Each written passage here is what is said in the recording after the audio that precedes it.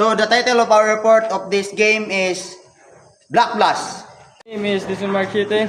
My name is Isidro Siberbano. My name is Mark Anthony Herudias. My name is Mark Morcilla. My name is Jay Bartonico. My name is Anjo Marticulot. The continuation of our explanation, the algorithm of falling black blast begins by initializing a 2D grid that represents the game area with a defined height and width. A single block is placed at the top of the screen in the middle column. The program enters a continuous loop where the screen is repeatedly cleared at redrawn to show the falling block at its new position.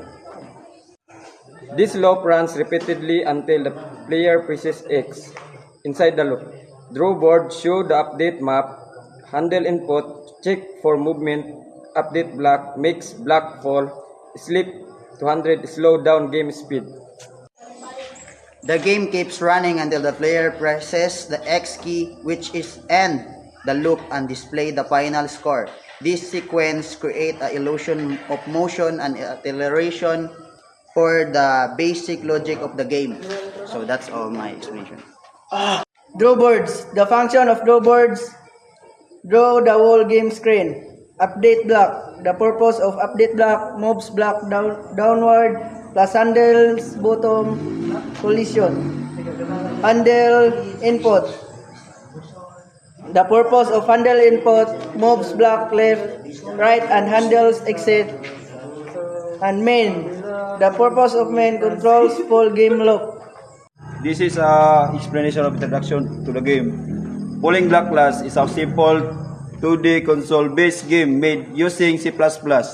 In this game, a colored block continuously falls for the top of the screen.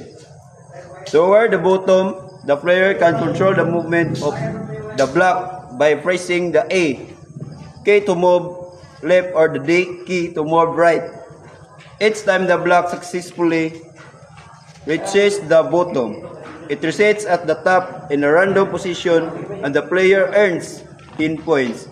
The game continues endlessly until the player presses the X key to exit. Though the exit only text-based graphics, it mimics the gameplay of 2D falling block game, allowing players to enjoy a fun and fast-paced experience directly from the Each iteration of the loop performs three main actions: checking for players' input, iterating the block position, and displaying the game board.